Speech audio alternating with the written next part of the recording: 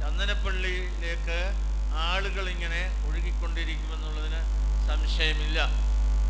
ഈ ദിവസങ്ങളിൽ പ്രകൃതി അല്പം പ്രതികൂലമായിരുന്നു എങ്കിലും ആളുകൾ കഷ്ടപ്പെട്ട് ബുദ്ധിമുട്ടി ഇവിടെ വന്ന് സംബന്ധിക്കുകയും നേർച്ചകളും കാഴ്ചകളും അർപ്പിക്കുകയും ചെയ്യുന്നെന്നുള്ളത് ഒരു വലിയ സമൂഹത്തിൻ്റെ അല്ലെങ്കിൽ സഭയുടെ വിശ്വാസത്തിൻ്റെ ഒരു പ്രതിഫലനമാണ് എന്ന് ഞാൻ വിശ്വസിക്കുന്നു.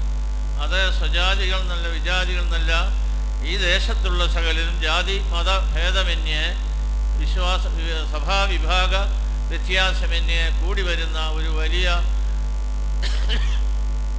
സ്ഥലമാണ് ചന്ദനപ്പള്ളി പള്ളി എന്നുള്ളത് സംശയമില്ല. ഈ അവസരത്തിൽ ഇതിൻ്റെ പാരമ്പര്യത്തെക്കുറിച്ചും ഞാൻ സംസാരിക്കുവാൻ ആഗ്രഹിക്കുന്നില്ല. നമ്മുടെ സഹോദരൻ അല്ലെങ്കിൽ നമ്മുടെ ഒരു വലിയ അഭിമാനമായിരുന്ന ഡോക്ടർ ശ്യാമുവേൽ ചന്ദനപ്പള്ളി ഇതിനെക്കുറിച്ച് സുന്ദരമായി സരസമായി ഇങ്ങനെ പ്രസംഗിക്കുന്നതും എഴുതിയതൊക്കെ നമ്മളൊക്കെ കണ്ടിട്ടുണ്ട്.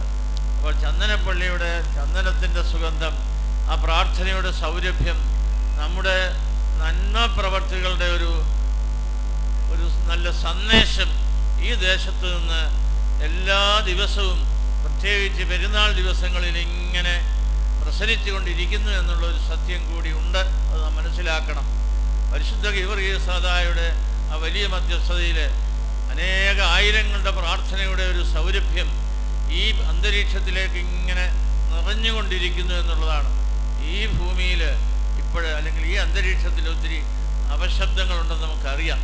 അത് ഏതെല്ലാം തരത്തിൽ ഏതെല്ലാം നിലവാരത്തിലുള്ളതെന്നാണെന്നും നമുക്കൊക്കെ അറിയാം.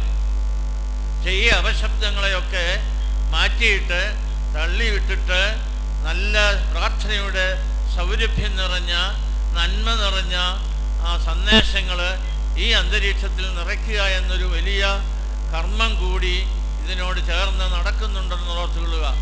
ഇന്നലെയും ഈ ദിവസങ്ങളിലുമായി ഇന്നുമൊക്കെയായി ഈ പ്രദേശത്ത് മുഴുവനും പ്രാർത്ഥനയുടെ ആ ശബ്ദമാണ് നമ്മളൊക്കെ കേൾക്കുന്നത്, അല്ലെങ്കിൽ നമ്മളൊക്കെ ഉരുവിടുന്നത്.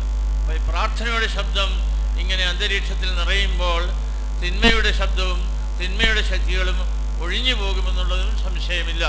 അതുകൊണ്ട് ഈ പ്രദേശത്തിൻ്റെ വലിയ അഭിമാനമായി, സഭയുടെ അഭിമാനമായ ഈ ചന്ദനപ്പള്ളി പള്ളിയുടെ പരിസരത്ത് നിന്നുകൊണ്ട് ഈ അവാർഡ് ദാനത്തിൽ പ്രത്യേകിച്ച് സാമൂഹ്യ ബന്ധം, സാമൂഹ്യ പ്രതിബദ്ധത മനസ്സിലാക്കി സമൂഹത്തിലെ ഉന്നതരായ അർഹിക്കുന്ന ആളുകൾക്ക് യോഗ്യമായ വിധത്തിൽ അത് നൽകുന്നു എന്നുള്ളത് വലിയൊരു കാര്യമാണ്. അതിൽ ഈ ഇടവകയെ ഞാൻ വളരെ സന്തോഷത്തോടു കൂടി അനുമോദിക്കുകയാണ്. അതിനർഹനായിരിക്കുന്ന പ്രിയപ്പെട്ട ബെന്യാമിൻ, വേദപുസ്തകത്തിലെ നല്ലൊരു സുന്ദരമായ പേരാണ് ബെന്യാമിൻ. അത് വളരെ വാത്സല്യം ലഭിച്ച ഒരു മകനാണ്. അതുകൊണ്ട് ഈ ബെന്യാമീനെ നിങ്ങൾ കണ്ടുപിടിച്ച് ഈ അവാർഡ് കൊടുക്കുവാൻ തീരുമാനിച്ചതിൽ നിങ്ങളെ വളരെ സന്തോഷത്തോടു കൂടി അനുമോദിക്കുന്നു. അദ്ദേഹത്തിന് ഭാവിയിൽ എല്ലാവിധ ദൈവകൃപകളും അങ്ങനെ സമൃദ്ധമായി ലഭിക്കട്ടെ എന്ന് ഞാൻ പ്രാർത്ഥിക്കുന്നു. ഒരിക്കൽ കൂടി ഈ സംഘാടകരെ, ഇതിൻ്റെ പ്രവർത്തകരെ എല്ലാം ഞാൻ ബഹുമാനപ്പെട്ട രാജു ദാനിയലച്ചനെയും മറ്റ് എല്ലാ പ്രവർത്തകരെയും അനുമോദിക്കുന്നു. ഈ സമ്മേളനത്തിൻ്റെ എൻ്റെ അധ്യക്ഷ പ്രസംഗം ഇവിടെ അവസാനിപ്പിക്കുന്നു. ദൈവം നിങ്ങളെ സമൃദ്ധിയായി അനുഗ്രഹിക്കട്ടെ എന്ന് പ്രാർത്ഥിച്ചുകൊണ്ട് എൻ്റെ വാക്കുകൾ നിർത്തുന്നു.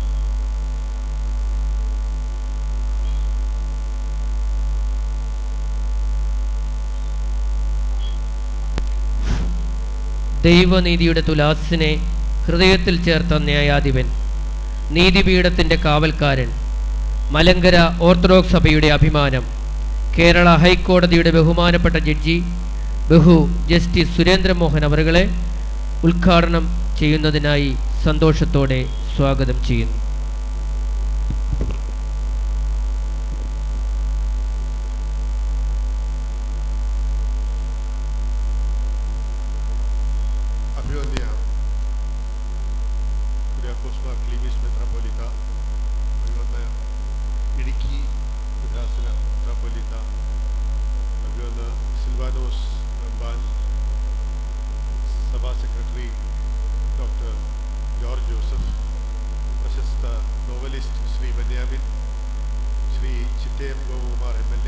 ശ്രീ ജോസഫ് ശ്രീ വർഗീസ് കെ വേദിയിലും സദസ്സിലും ഉപവിഷ്ടരായിരിക്കുന്ന വൈദിക ശ്രേഷ്ഠരെ, മറ്റ് വിശിഷ്ട വ്യക്തികളെ, എൻ്റെ പ്രിയപ്പെട്ട സുഹൃത്തുക്കളെ, പുരാതനമായ ഈ ചന്ദനപ്പള്ളി വലിയ പള്ളിയിൽ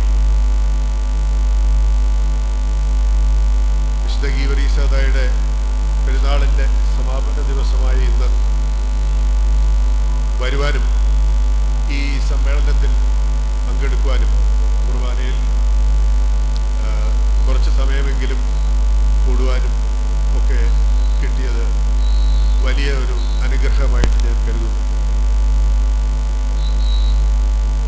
അത് ഈ പുരാതനമായ ഈ ദേവാലയം വികസന പദ്ധതികളുടെ എണ്ണമെടുത്താൽ കൊച്ചി കേരളത്തിന് തന്നെ തലസ്ഥാനമാകും. എന്നാൽ ഗതാഗത സംവിധാനം പോലുള്ള